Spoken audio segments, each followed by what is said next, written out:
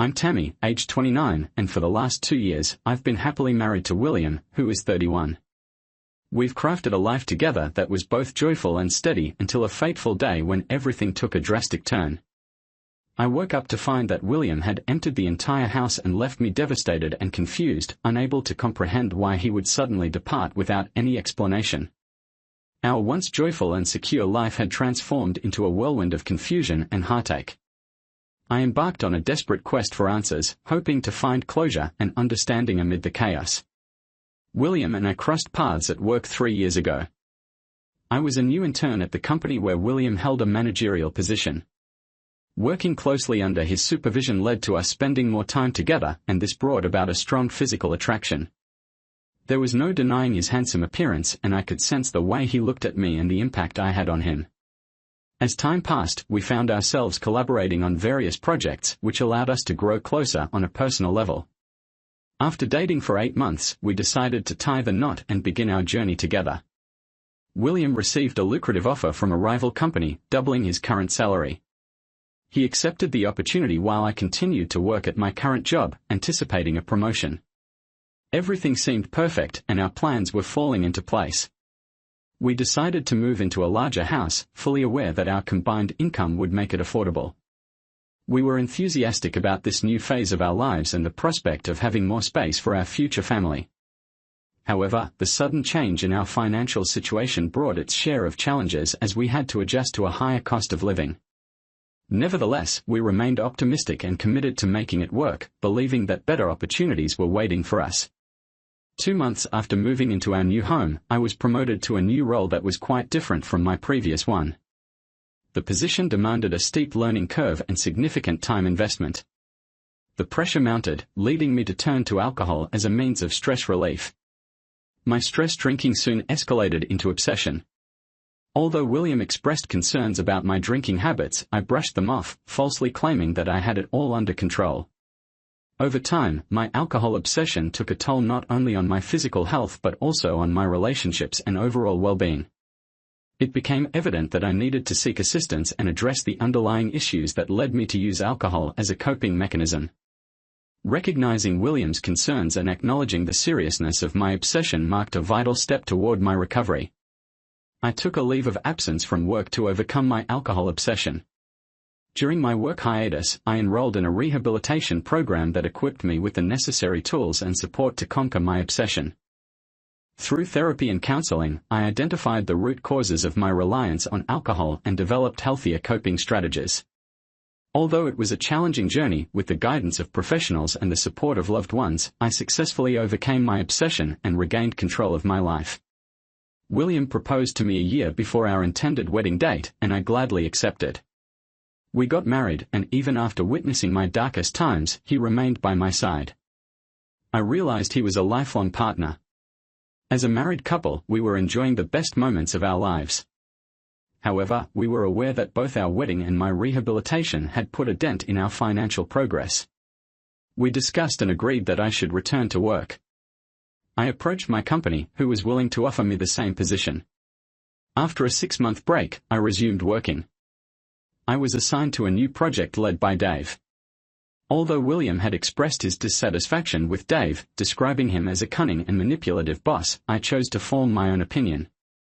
I believed in giving everyone a fair chance, as perhaps Dave's leadership style was different from what William had experienced. On the first day of our project introduction, I met Dave. Despite being in his mid-40s, he maintained excellent physical fitness and looked remarkably youthful. His strategic thinking and preparation for the project impressed me from day one.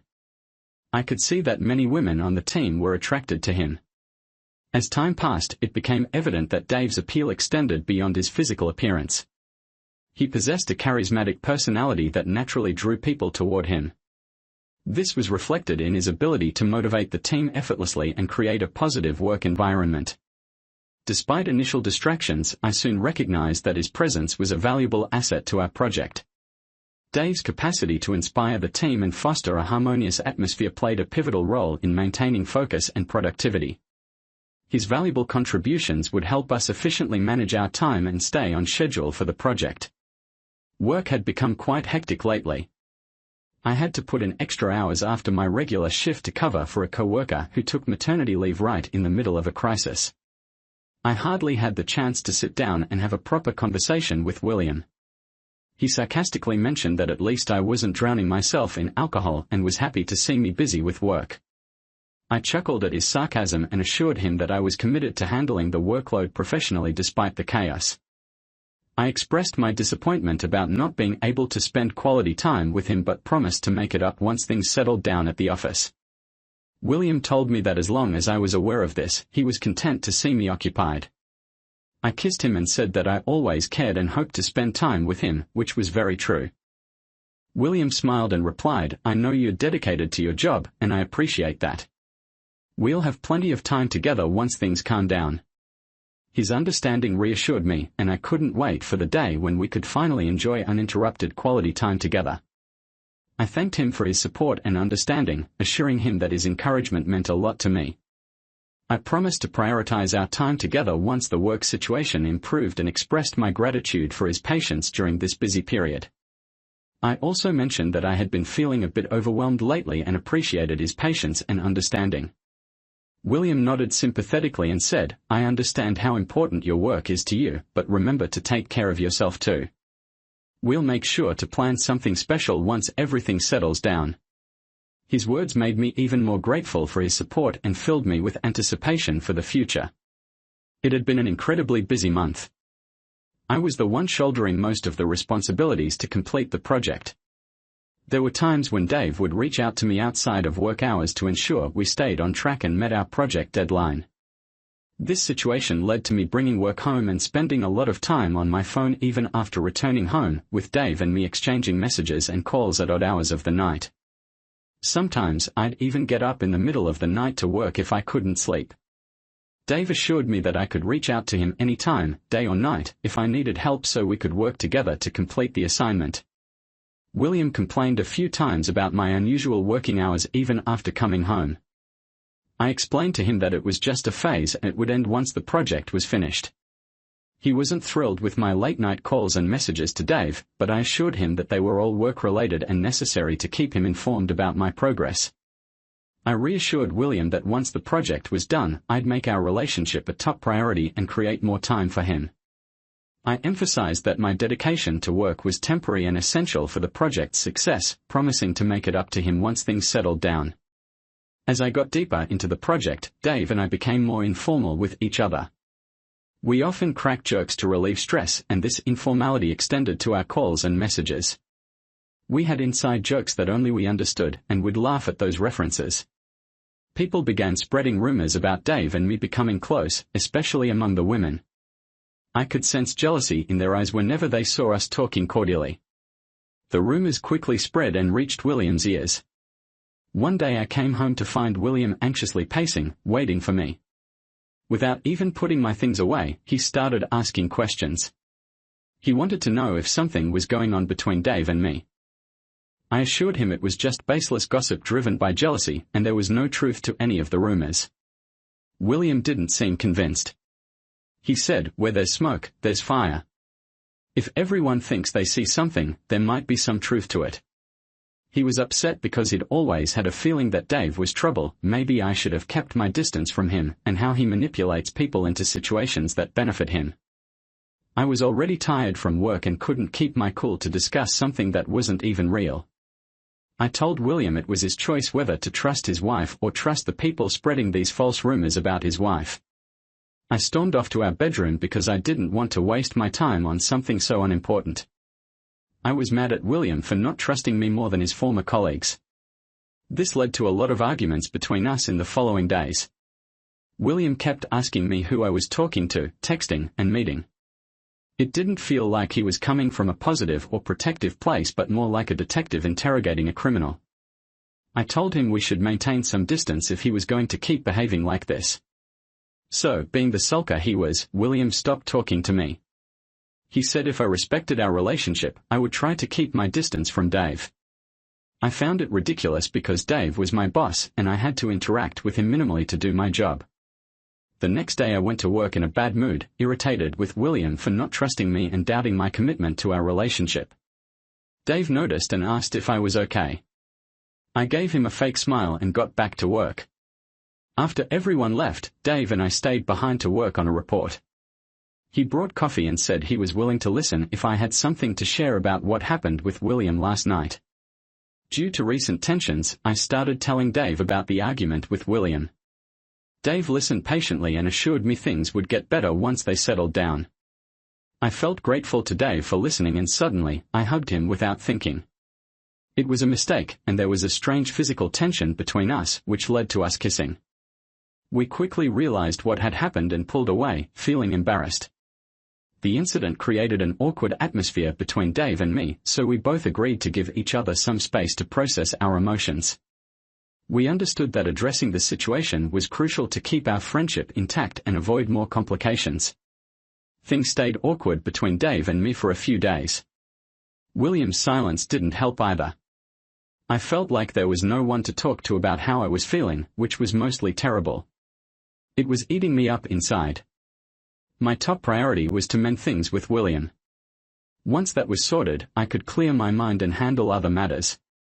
Now it was mid-December, and our project was nearly complete. Work was getting a bit easier, so I took the initiative to repair my relationship with William. I cooked his favorite dinner and set the table just the way he liked it, hoping to reconcile and put our differences behind us. I knew William never liked Dave from the start, and that made it hard for him to see things objectively. Plus, there were rumors going around about me and Dave. I sat down with William and assured him that he was the only one I truly loved. Dave was just my boss, and I had to work with him until the project wrapped up. After that, I promised to join a different team to put William's mind at ease. This cleared up his doubts about me having an affair with Dave. It felt good to have an honest conversation with William and resolve our issues. I expressed my desire for our bond to grow stronger in the coming year. It made me happy to have patched things up with William. We discussed our future plans and agreed to keep communication open to ensure a smooth transition once the project was done. I conveyed my appreciation for his understanding and assured him that our personal relationship would remain strong and unaffected even though I changed teams. The annual New Year party hosted by our company was approaching, and Dave suggested inviting William so that he could meet my colleagues and dispel any doubts he might have had. I thought it was a brilliant idea. I informed William that my boss had specifically requested that I attend the party with him, as he was eager to meet the man I often spoke about. My intention was to dispel any suspicions he had about me having an affair at work. I wanted us to enjoy the evening together as we used to. William also had former colleagues and friends from work attending the party, providing us with an excellent opportunity to reconnect and reminisce about the past. I looked forward to introducing William to my boss and co-workers, confident that they would witness our happiness and put any rumors or doubts to rest. It was crucial to me to reaffirm the strength of our relationship and have a worry-free evening. Prior to the event, I made sure to communicate with William and reassure him that the rumors of an affair at work were baseless. My goal was to make him feel secure in our relationship so that he could enjoy the evening without unnecessary concerns. Additionally, I believed that introducing William to my boss and colleagues would further solidify our bond and highlight our happiness together. As the night progressed, the drinks began to flow, and I found myself tasting alcohol after a long break. It felt refreshing, and I was confident that I could control my alcohol intake without falling back into obsession. I was seated between Dave and William, with William keeping a watchful eye on the number of drinks I consumed. It was quite a downer. It was New Year's Eve, and I wanted to have a good time without any nagging in the background. I understand that he was trying to prevent me from relapsing into obsession, but in that moment, I was too intoxicated to think clearly. I just knew that William was putting a damper on the party. So, I turned to Dave and struck up a conversation with him. We were both extremely drunk and had lost our moral compass. I had flashes of that night when I accidentally kissed Dave. We decided to move past it and forget about it. After that, my memory is a blur. I woke up the next morning and realized that most of our belongings were gone. At first, I couldn't believe it was our own house. Nearly everything had vanished, and for a moment, I thought we had been robbed while we were asleep.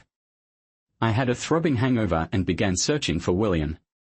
I walked through the house and noticed that not only was William gone, but everything except the bed was missing. I attempted to call William, but his phone was switched off. I hurriedly splashed some water on my face in an attempt to sober up.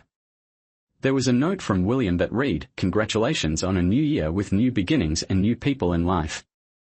I was left in shock. I couldn't tell if it was a prank or if this was actually happening. My mind raced with confusion and disbelief as I read the note repeatedly. Feelings of abandonment overwhelmed me, and I desperately looked for any clues or explanations, hoping to make sense of this bewildering situation. My heart sank when I realized that William's note meant he had left me without any prior warning or explanation. Various questions raced through my mind, pondering why he would choose to start the new year by abruptly ending our relationship. The weight of uncertainty and sadness settled upon me, leaving me with a profound longing for closure and answers. I decided to sit down and try to recollect what might have caused William to change so drastically. I remembered that we had started drinking shots, engaging in a friendly competition with Dave to see who could outdrink the other. I recalled the events up to the 5th shot, but after that, my memory was blank. I debated whether I should contact Dave and ask him about the events of the previous night. Could he shed light on what had transpired and led to such a life-altering change overnight? Part of me considered the possibility that this might be an elaborate prank by William to bring in the new year in a dramatic fashion. I opted not to panic and decided to wait until evening to see how events unfolded before taking any action. Throughout the day, fragmented memories and blurry flashes began to resurface, but they were too disjointed to make sense of. I couldn't shake the feeling that something significant had happened, possibly related to William. However, I understood that jumping to conclusions without concrete evidence would only add unnecessary stress. I resolved to remain composed and patient, awaiting the evening when I could gather more information and devise a plan moving forward. While anxiously waiting for evening, I decided to distract myself by engaging in activities that might help clear my mind. I took a long walk in the park, hoping that the fresh air and tranquil surroundings would provide some much-needed clarity. Despite my best efforts, the fragments of memories continued to trouble me, leaving me feeling unsettled. Nevertheless, I reminded myself that taking impulsive actions without a clear grasp of the situation wouldn't be helpful. So, I focused on maintaining my composure. In the evening, I called Dave and asked if we could meet for a brief conversation. I shared the location of a nearby cafe and suggested meeting in approximately 2 hours. Upon arriving at the cafe, I ordered a coffee to further sober up, hoping it might trigger any significant memories that could help me locate William. Dave entered and attempted to hug me, which struck me as rather odd. I responded with an awkward smile and took a seat across from him. Dave began by expressing his delight in the previous night's party and how it had been his most enjoyable formal gathering ever. He described it as a wild and unforgettable evening. He also inquired about the state of affairs between William and me, as William hadn't seemed too pleased by the end of the night. That was the moment of revelation I had been seeking. I requested Dave to provide me with a detailed account of what had transpired, as I had no recollection of the events. Dave hesitated momentarily and then proceeded to recount the events of the previous night in vivid detail. According to him, we had engaged in a shots competition and William had tried to prevent me from drinking more. I had pushed him away, insisting that it was a night meant for enjoyment and celebration. I had a vague recollection of this, recalling my exclamation that the evening symbolized new beginnings as we bid farewell to the old year and embraced the promises of the new. Little did I know that this New Year's Eve would spiral into a night of chaos and heartbreak. As the clock struck midnight and fireworks illuminated the sky, my boss and I raised our glasses in a toast. I had no inkling that this innocent act of celebration would set in motion a chain of events that would turn my life upside down. Following a heated argument with William, he stormed out, leaving Dave behind to console me. As Dave spoke, I desperately tried to piece together my fragmented memories, hoping to uncover the truth of what had occurred. Dave and I engaged in conversation, and I began to vent my frustrations. Due to our intoxicated state, we both lacked sound judgment and ended up engaging in a physical encounter. When William returned after cooling down, he discovered us in that state. Understandably, he was furious and forcefully separated me from Dave. He then escorted me out of the club and waited for a taxi. Dave mentioned that this was all he witnessed and assumed we went home. I sat in silence for a while, attempting to process everything I had just heard and to see if I could recollect any additional details. Dave inquired about the status of my relationship with William. I lied, claiming it wasn't as bad as it seemed and that William had asked me to meet him to resolve our issues. Dave regarded me skeptically, sensing that I wasn't sharing the whole truth. He encouraged me to open up, assuring me of his support. Reluctantly, I decided to confide in Dave about the confusing and troubling situation with William, hoping that discussing my thoughts would bring some clarity to the chaos in my mind. As I poured out my feelings to Dave, he attentively listened, offering words of comfort and understanding.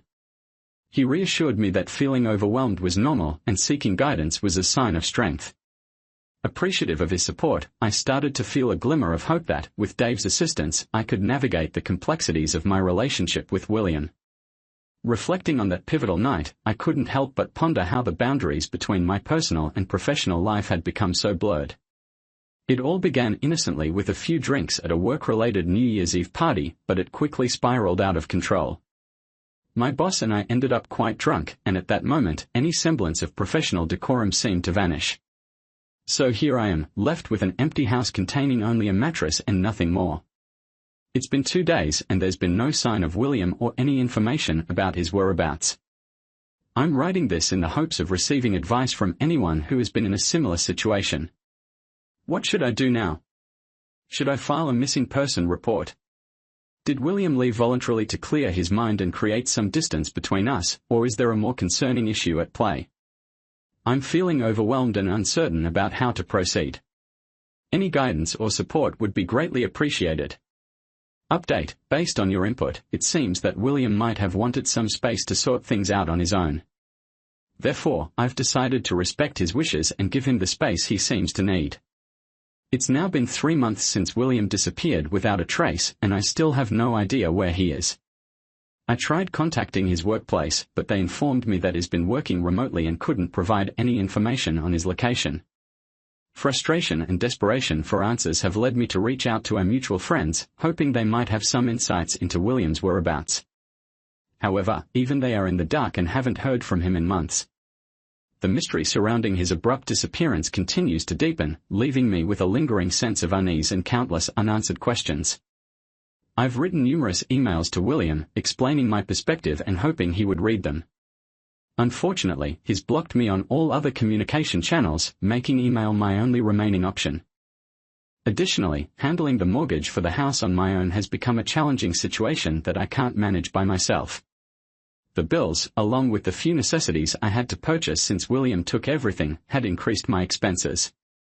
Struggling to handle the growing financial strain, I considered seeking professional assistance or exploring alternative options to ease the financial pressure. In addition, the emotional weight of William's absence was overwhelming.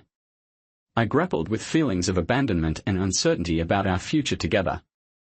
I found a supportive friend in Dave, who partially felt responsible for how my life had turned out.